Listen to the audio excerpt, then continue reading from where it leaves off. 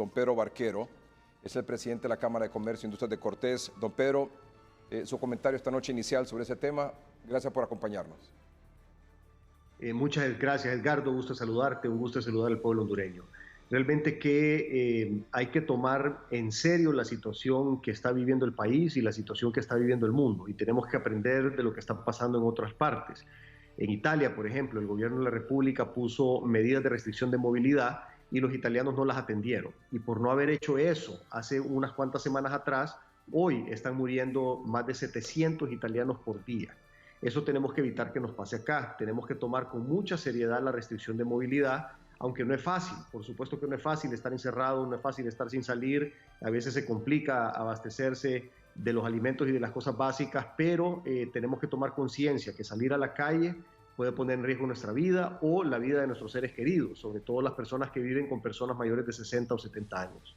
¿Qué hacer con el tema de la movilidad? ¿Se debe mantener este toque de queda previsto para este domingo 29? Aunque ya usted vio que este toque de queda tuvo mucha flexibilidad en estos días, especialmente hoy. El doctor Umaña, el director de médicos en el Seguro Social de San Pedro Sula, nos decía, mire, este toque de queda debe ser radical y debe continuar por lo menos 2 semanas más. Sí, de hecho en China estuvieron aproximadamente entre 2 y 3 meses con ese encierro.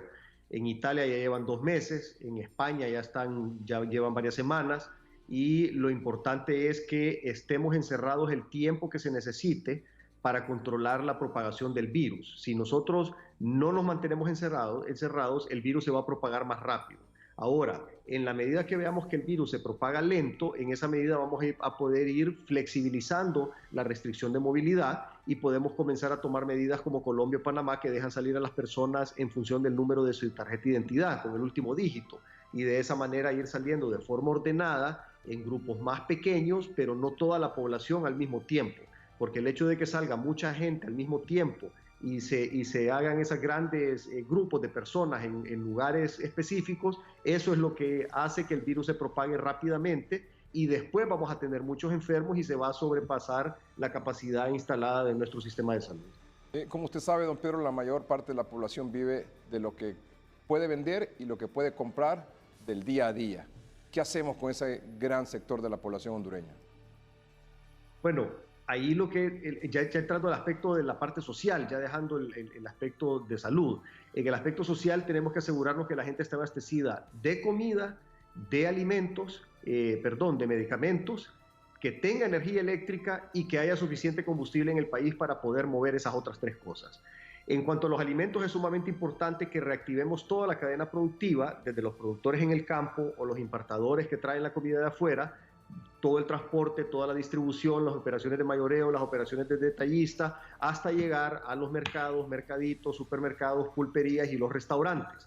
Y es importante entonces que podamos atender, según esté la propagación del virus, con cierta restricción de movilidad, en los lugares donde la gente se abastece de comida, ya sea mercados, supermercados, pulperías, mercaditos, o en los restaurantes, que puedan operar con las entregas a domicilio o con los autoservicios, para evitar las conglomeraciones de gente en un solo lugar. Entonces, si nosotros logramos diseñar ese modelo de poder trabajar con bioseguridad, vamos a poder estar abasteciendo a la gente adecuadamente.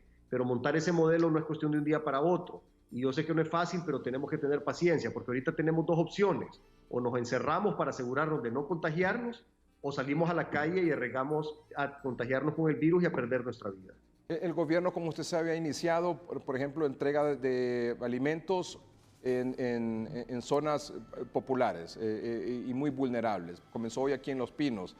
Aproximadamente el objetivo es beneficiar a unas 6,000 familias en estas zonas, y que va a continuar en el transcurso de estos días, no solo aquí en Francisco Morazán, sino que también en otros departamentos del país, con altos índices de pobreza. Pero ¿no cree usted que, por ejemplo, para descongestionar un poco la presión esa, además de las medidas que evidentemente se deben de plantear con alguna creatividad, tarjeta de identidad, placa de carro, etcétera, como para disminuir la cantidad de gente que está en la calle, y al mismo tiempo suplir de alimentos, de comida, de medicinas, de efectivo también, podría funcionar esto mucho más, el servicio a domicilio, el servicio del autoservicio?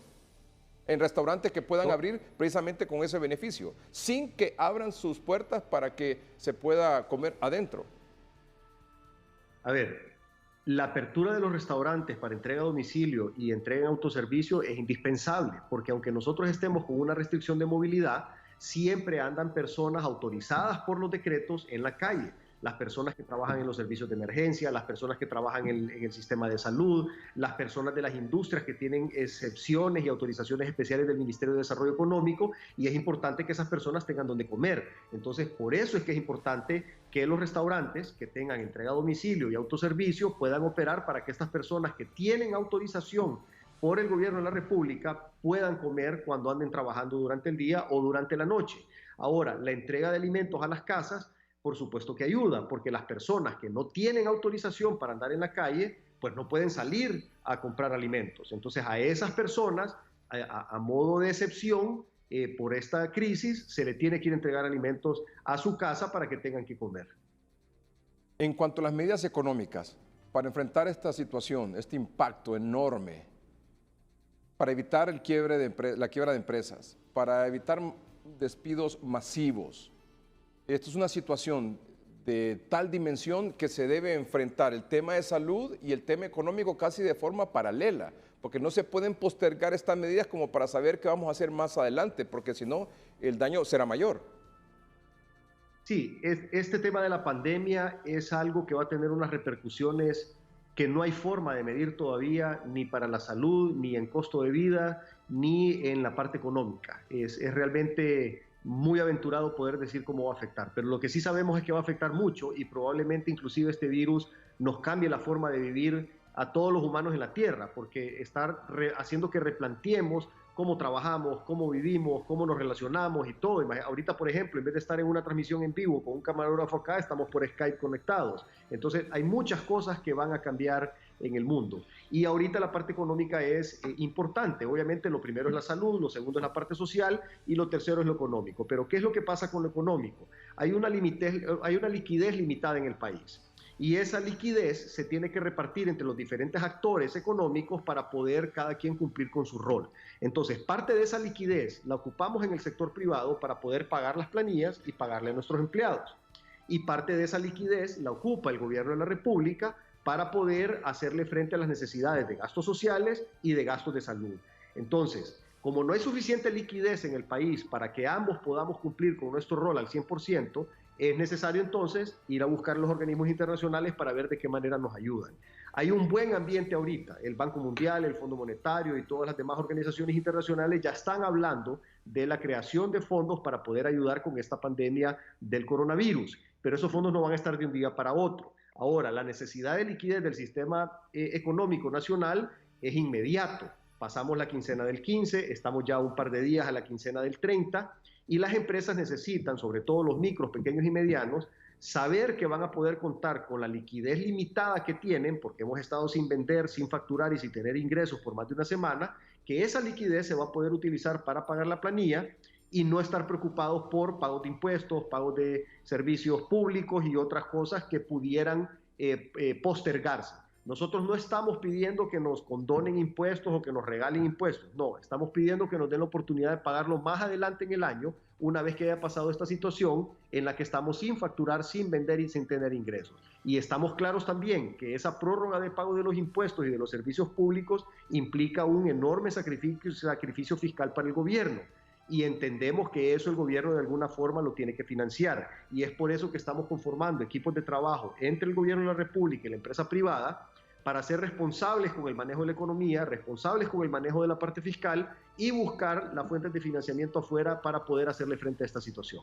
Le pongo en portada del periódico La Nación de Costa Rica y uno de los principales titulares de La Nación de Costa Rica dice lo siguiente: 348 patronos inician trámite para suspensión temporal de 5,000 empleos por emergencia nacional.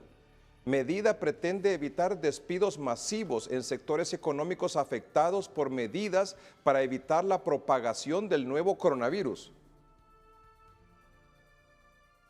Sí, igual en Honduras, o sea, todas las empresas están buscando la manera de evitar la reducción de personal. Obviamente la gente que se lo ve más duro son los micros, pequeños y medianos, sobre todo los micros y los pequeños. Gente que con lo que venden el día come en la noche, o sea, y al estar varios días sin trabajar, pues también están varios días prácticamente sin comer. Entonces necesitamos encontrar una forma de resolver esta situación en el cortísimo plazo, obviamente con responsabilidad y no tomando decisiones equivocadas. Hay que hacer las cosas bien, pero hay que hacerlas rápido también. Este tema el tema laboral es un tema bien delicado.